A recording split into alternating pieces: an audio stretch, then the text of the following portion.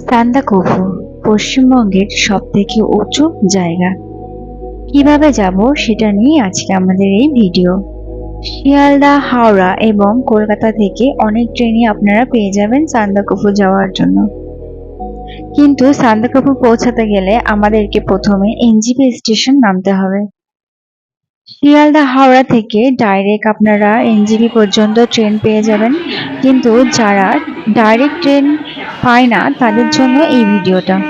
কলকাতা থেকে রাধিকাপুর এক্সপ্রেসে আমরা পৌঁছালাম বারসই এবং বারসই থেকে নর্থ ইস্ট এক্সপ্রেসে করে পৌঁছালাম এনজেপি। এটি হলো রাধিকাপুর এক্সপ্রেস।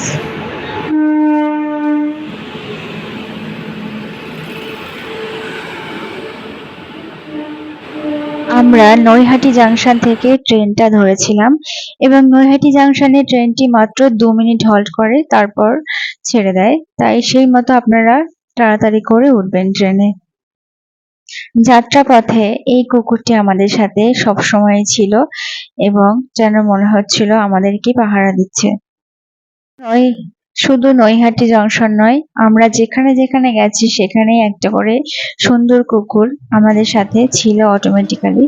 আমরা টংলোতে স্টে করেছিলাম, টংলোতেও একটা কুকুর আমাদের সাথে অটোমেটিক্যালি ছিল এবং সান্দাকফুতে গিয়ে সেখানেও দেখলাম অনেকগুলো কুকুর ছিল যেগুলো আমাদের সাথে সবসময় ছিল বন্ধুর মতো। আমরা মোট 11 জনের ট্যুর করেছিলাম এবং সকলেই নৈহাটি জাংশন থেকে উঠেছি। আমরা নৈহাটি থেকে 9টা 20-তে ট্রেনটা ধরেছিলাম।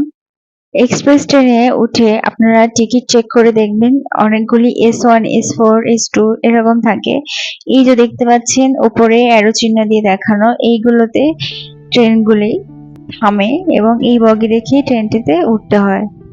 রাধিকাপুর এক্সপ্রেসের ভিতরের ভিউটা সবাইকে দেখাচ্ছি। এই যে আপার একটা আর এই নিচে লোয়ার। রাত অনেক হলো তাই বাইরের ভিউগুলো কিছুই দেখা যাচ্ছে না, মিটমিট করে কিছু আলো জ্বলছে। স্লিপার কোচগুলি এমনই হয়। এক্সপ্রেস ট্রেনগুলিতে একটা সুবিধা এটাই যে আপনারা যে কোনো ভুল বগিতে উঠে পড়লেও ভিতর দিয়ে যাতায়াত করে আপনারা চলে যেতে পারবেন। এটি হলো রাধিকাপুর এক্সপ্রেসের বেসিন। মোটামুটি পরিষ্কার, মানুষজন এত নোংরা করে ফেলে যে পরিষ্কার থাকে না।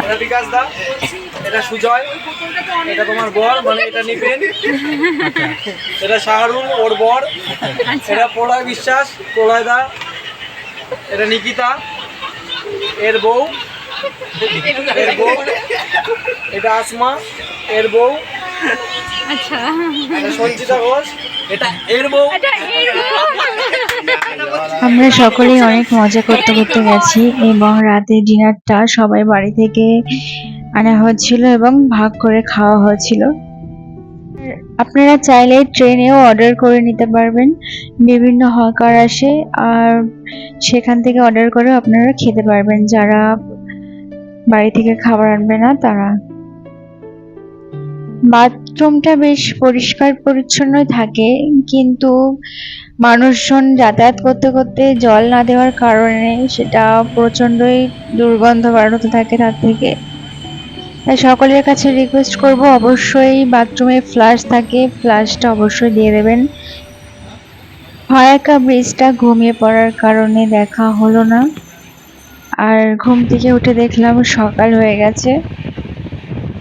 আমরা যখন বারসইতে নামলাম তখন সকাল ছিল, আর বারসইয়ের ট্রেনটাও নর্থ ইস্টের যে এক্সপ্রেসটা ছিল সেটাও লেট করেছিল।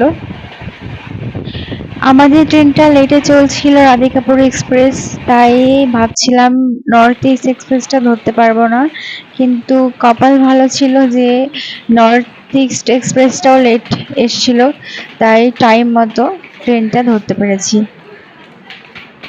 এটি হলো বারসই জাংশন, আর সকলে দাঁড়িয়ে আছে নর্থ ইস্ট এক্সপ্রেস ধরবে বলে।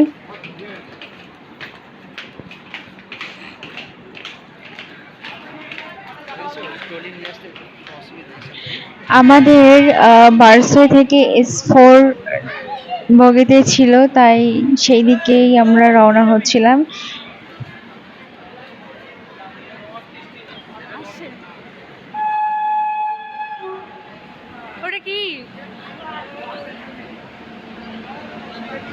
এটি নর্থ ইস্ট এক্সপ্রেস এবং আমরা ট্রেনে উঠে পড়েছি।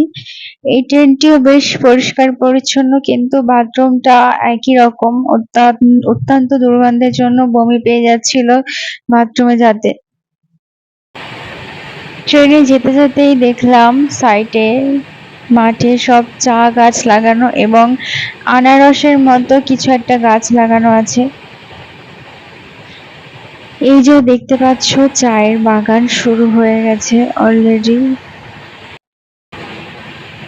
অপূর্ব সুন্দর দৃশ্য এটি। চা বাগান দেখতে দেখতে যেতে পথের অর্ধেকের বেশি ক্লান্তিটাই দূর হয়ে গেল। এইভাবে সারা রাতের সফর করে আমরা শেষমেশ এনজিপি স্টেশন নেমেই গেলাম। এটি আমাদের নর্থ ইস্ট এক্সপ্রেস, যেটিকে এখন আমরা টাটা বাই বাই করে বাইরে আগে থেকে বলে রাখা গাড়িতে করে যাব মানেভঞ্জন। তারপর মানেভঞ্জন থেকে টংলু স্টে করব আজকে।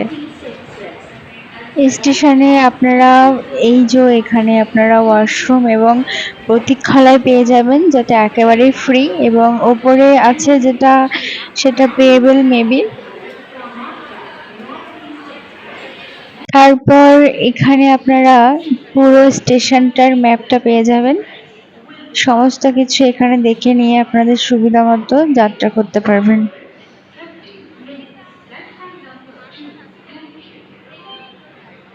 চলুন দেখিয়ে নিই ওপরের যাত্রী প্রতীক্ষালয়, যেখানে আপনারা চাইলে একটু শুয়ে বসে রেস্ট নিতে পারবেন। কলকাতা থেকে বারসই এবং বারসই থেকে এনজিপি যেতে টোটাল টিকিট মূল্য আমাদের পড়েছিল 459 টাকা স্লিপার কোচে। এনজিপি থেকে আমরা এখন মানেভঞ্জনের উদ্দেশ্যে রওনা দেব। আজকের ভিডিওটা এই পর্যন্ত। এনজিপি থেকে মানেভঞ্জন কিভাবে যাবেন তার জন্য পরবর্তী ভিডিওতে চোখ রাখতে ভুলবেন না। আমাদের গন্তব্য সান্দাকফু। একটা ভিডিওতে সবটা সারা সম্ভব না, তাই পাট পাট করে ছাড়লাম। সবাই পুরোটা দেখে নিও।